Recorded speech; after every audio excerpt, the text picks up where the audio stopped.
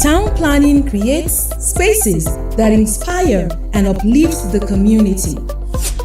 Join the conversation every Thursday by 5 p.m.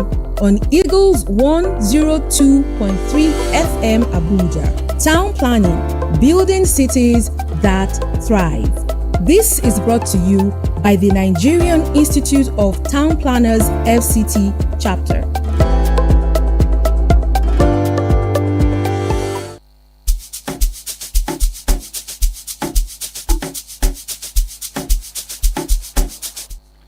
Good evening and welcome to the last day in the month of July. Woo!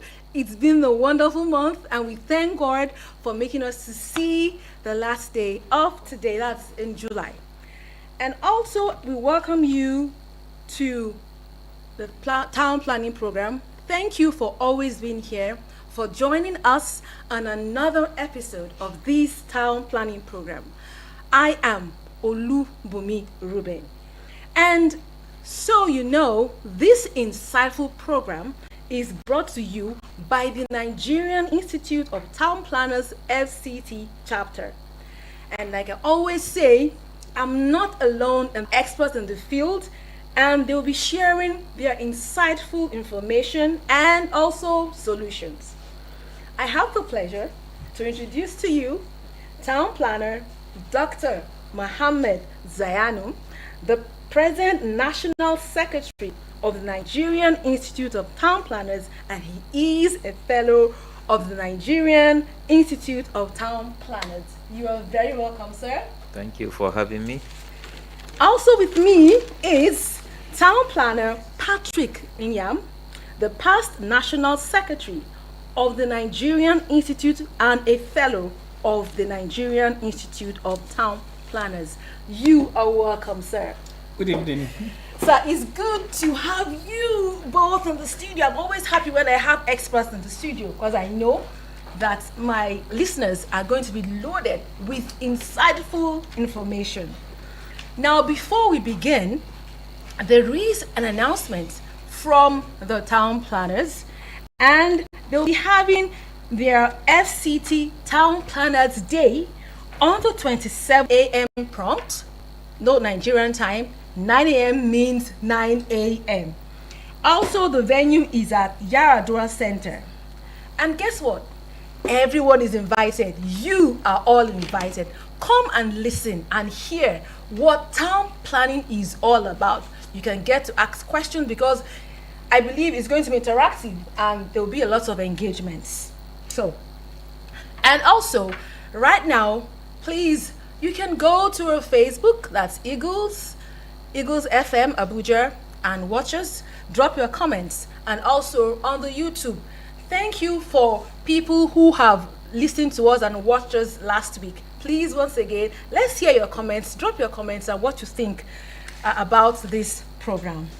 Now, I think it's time to get into the program. Yes. Last week, we started on a very, very exciting topic, which I know everybody wants to hear about it. And the topic is housing in the FCT. I know that housing is one big concern for everybody, especially people living in the FCT. It's one major concern. So today, my experts are going to deliberate and give us, the insightful information and also solutions. So, Doctor, I'll start with you. Can you just give us a summary? I know last week we talked about housing. So for our listeners who are just joining us today, just give us a recap of what housing is. Yes, thank you. Thank you. Like I said last week, many people often confused housing with house. Okay, yeah. That housing is a process that produces houses. So a house is a product, while housing is a process that goes beyond just provision of a house. It also involves taking care of the environment, looking at the social and economic aspect of society. That is why the National Housing Policy Yes. of 2012 defined housing as a process Okay. of providing safe, secure, and affordable shelter, Okay. as well as uh, taking care of the built environment, Okay. so that it will meet social and economic needs of society. Okay, thank you very much. So if I hear you correctly, you said house is a product, while housing is a process that combines a lot of different things to make it livable for people. Thank you, sir. Okay, now to the pressing questions. Sir, I move to you. I have this question, and it's about, what do you think are the pressing challenges in providing affordable, the word affordable underlined, housing in the FCT? Because I think last week we talked about a lot of houses that are in the city, but people are living in the suburbs. So what do you think are the pressing challenges in providing affordable housing in the FCT? Very complex question because a lot of factors are involved. Okay. For instance, Yeah. the pressure on housing that the FCT is experiencing Yeah. starts with the rate of urbanization that we are experiencing. Okay. So, because of the high rate of urbanization, even if we continue to build houses, we may not be able to meet the demand. Okay. So, in tackling urbanization, we have to take it step by step. Okay. It has to involve regional planning. What are the surrounding settlements around the city, around Abuja? Okay. Can we create like a mega master plan that would incorporate them and see how those places can be made habitable, so that they may not want to be compelled to come and live within the city? Okay. Can those places have houses that are Livable. safe and affordable? Okay. So there should be a plan that is a physical plan, a spatial plan that should involve them. Now we come to land. Yes, the government is in the mass housing program. They are supposed to provide land and major infrastructure for the PPP program that they have with private developers. Okay. What is the rate? Sorry, what is the success rate of providing this land, and to whom are they providing the land? So we have to know that before you can give land to someone, the people must show capacity, and they must show that they have delivered this somewhere else, and there must be some level of agreement that we can hold them accountable for. That this land we're providing for you, a certain percentage of these houses must be for the development of affordable housing. Okay. Yes, because what we have experienced, or what we are saying, is that most of the houses are not affordable, and they're not built or designed to be affordable. Okay. Then we come to increasing the income of citizens. The big one. Yes. Important. Yes, word. because the residents must be able to afford the houses, so they should have the financial capacity to do so. So this has to do with economics. Okay. So what will the government do to increase the income coming into households, so that they can be able to put their resources together and afford the houses that are being built in the city? And then making housing finance available. Okay. Like we spoke last week, Yeah. the Federal Mortgage Bank of Nigeria needs to be recapitalized and provided with the funds to be able to disburse to individuals and to developers, so that the cost of housing will be reduced. Okay. If the developers are made to go to the normal banks, commercial banks, of course the interest is high, so the cost of money becomes high. and that cost is transferred to the cost of housing, To the cost of housing. and that makes the housing unaffordable. Okay. Of course, building materials. If we're importing, we shouldn't be importing. Yeah. We should find a way of, using our own Locally, local. yeah, Exactly. manufacturing things that we can use, Yes. products that we can use. Certainly. Okay. So- All right. Thank you very much. He said something when I asked about the pressing challenges in, getting affordable housing, and he spoke about urbanization. Now, I want to say, can this also be a reason that the fast rate of people migrating to the city, is it because they don't have good houses to live in? That's why they're coming to the city? Or just he said that even if you begin to build every day, we cannot meet up with the population. So is there a way that even where they are, can houses be built for them to also, to be like livable houses for them? So please, can you just elaborate further on that? Okay, this is the situation that is happening, particularly in the case of FCT. FCT being the seat of government, the seat of the federal government, Seat of power. seat of power. Yeah. There are a lot of social, economic, political, and recently security factors that are pulling people from where they are Coming to to the come center. to FCT. Okay. Imagine tomorrow you are elected as a senator. The amount of crowd that you bring to FCT from your village, you understand? Yes, yes, And yes. FCT has a master plan. Okay. The master plan envisaged a population of 3.1 million at maturity stage when the city is fully. Can you repeat that again? A population of 3.1 million people. 3.1 million people. Yeah. Okay. At maturity stage when the city is fully developed. Okay. But somewhere in between, when we had only phase 1 and phase 2 fully developed, Yes. we still have phase 3 and phase 4 undeveloped. Some people gauge the population of the city to range between 4 to 5 million people. You don't say. Yes. So it has exceeded the. It has exceeded the limit because of these factors I've earlier mentioned. But a way to go about it is Yeah, that it's because all this while this country Yeah. has moved away from what we call national planning or national development plans. Okay. A nation should have a plan. We should be able to look at the entire nation, areas of resources, Okay. areas that are weak, and plan. If, for instance, Kaduna State Yeah. is endowed with particular resources, Yeah. now that region, that zone should be planned in such a way that it will cater for the people of that area. So that will stop them from moving to Yeah. Migrating. to the cities. Wow. So at So least. while there are pull factors Okay. drawing them towards FCT, there are also push factors sending them from the rural areas. Rural areas. Yeah.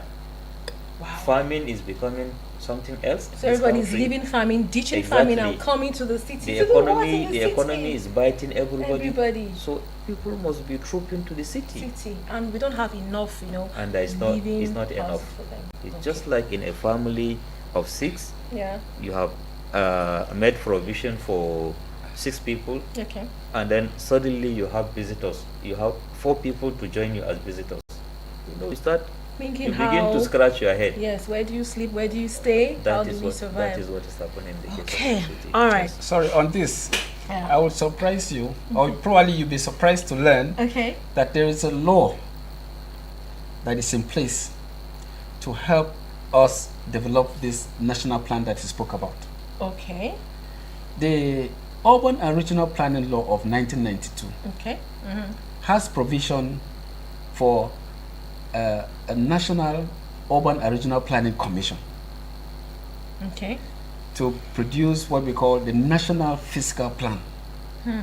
Now, I know that the Federal Ministry of Housing and Urban Development have produced a National Fiscal Plan, Yeah. but we need a national commission To. see to its implementation. That's the word I was about to ask you. That Yes. has it been implemented? No, because Wow. you know you have to see the country like one scheme and see what each and every region and then state, what are their potentials, what are their weaknesses, okay, and see how you can, you know, marry the two and harmonize the country to develop harmoniously. You know, on level ground.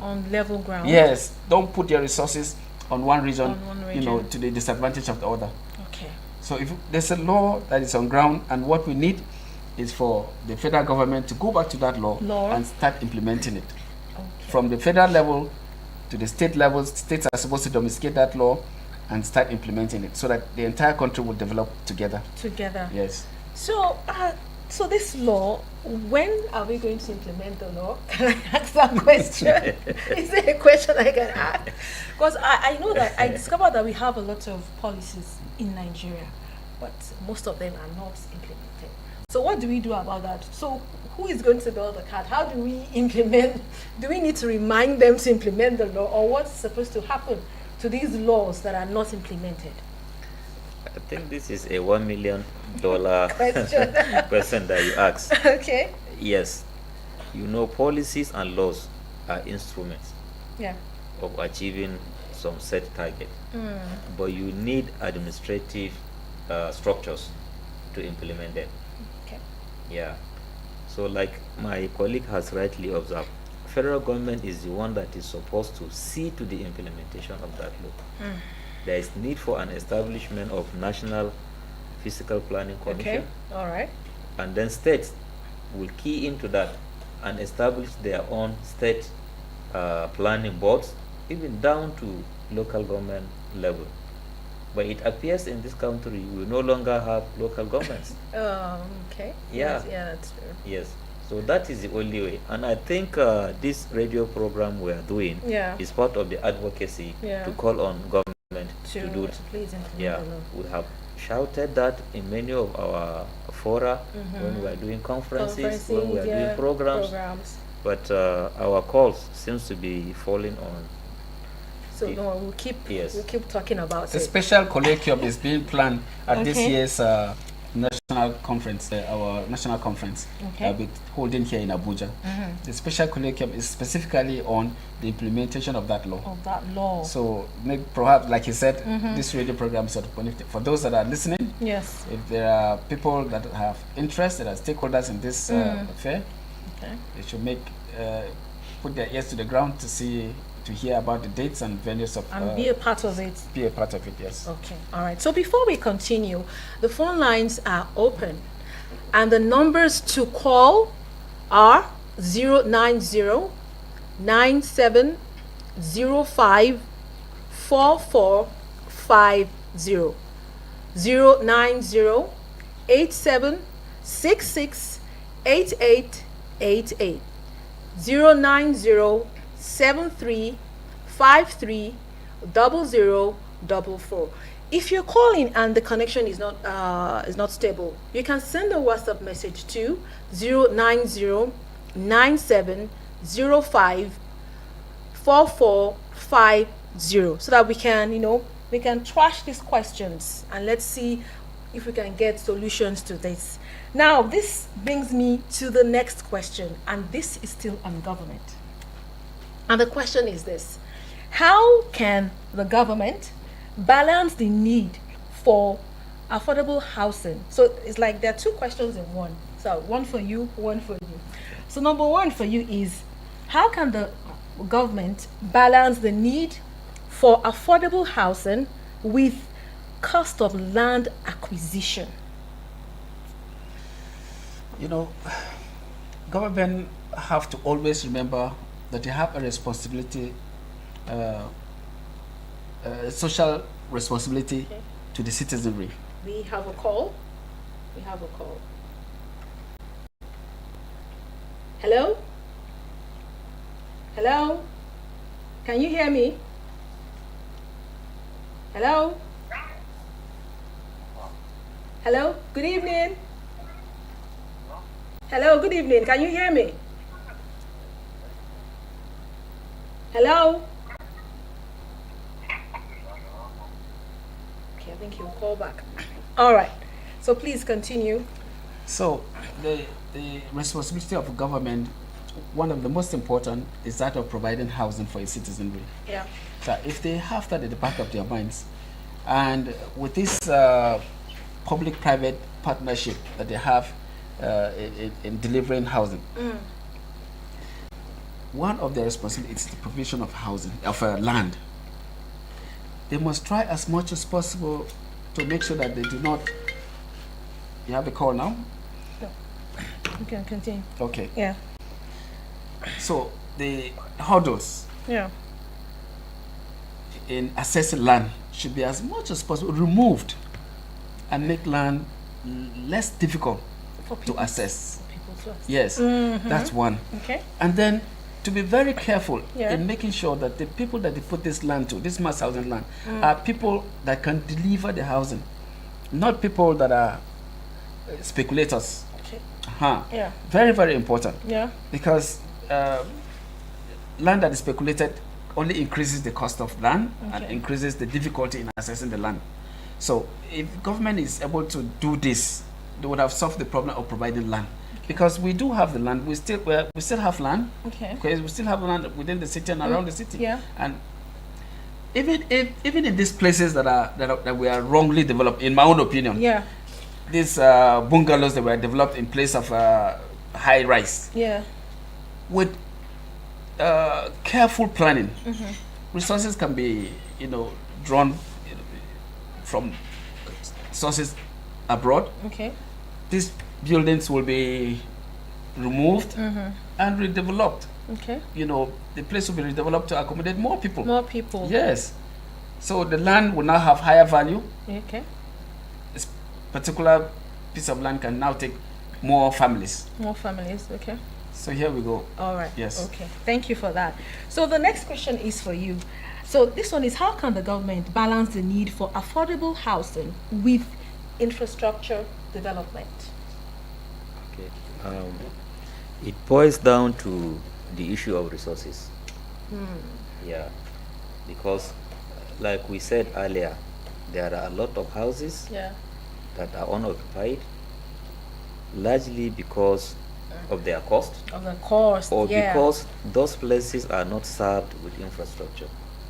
If you go to Lokogoma, Galadima, inside Dako, most of these places there are houses, Okay. but there is no infrastructure. Because the value of land that is serviced with infrastructure Yeah. cannot be compared with the one that is not serviced. But let me come to your question. Yes. How can government balance the need for affordable houses and that of providing infrastructure? Yeah. Government has to explore sources of generating revenue. Okay. A fundamental problem. Yeah, that revenue is very, very A important. fundamental problem Yeah. when the FCT was created and the master plan prepared. At inception, it was intended that the development of FCT will be funded through national budget, Okay. because as at that time, money is not much of a problem to Nigeria. We have a lot of money.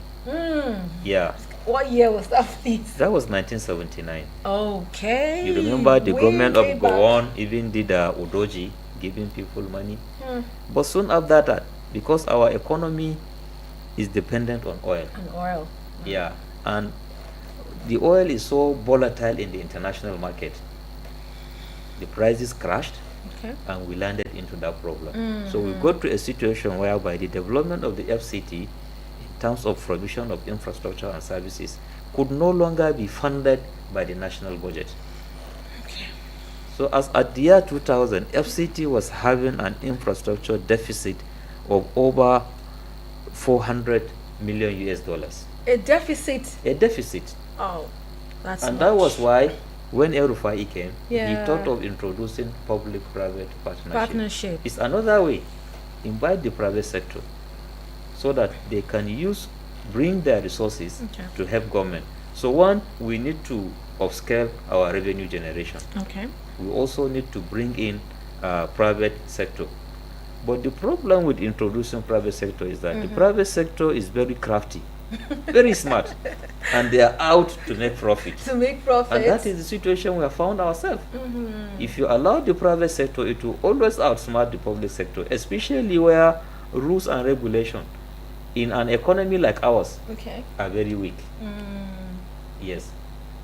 So government needs to expand its revenue base so that it can provide infrastructure, and then that would bring the cost of housing down, because as a developer you don't have to provide infrastructure by yourself. Most of the estate in this mass housing is the developers that are providing infrastructure. So by the time you put the cost of infrastructure, cost of housing, building material, devaluation of currency, the cost of houses must really go up. Okay, thank you. Our time is almost gone. But in 2 minutes, he talked about private partnership. So I want to ask you, what if do they need any incentives? Maybe if the government give them incentives, maybe to help in reducing the cost of production from the private developers who spend money in developing affordable housing are given incentives. In fact, they're even given priority in assessing funds. Okay. Yes. So this is a very important policy, and I'm sure there is something like that with the Federal Mortgage Bank. They give priority to companies to produce affordable housing, and then incentives in terms of cost of the money, that is interest rates. Okay.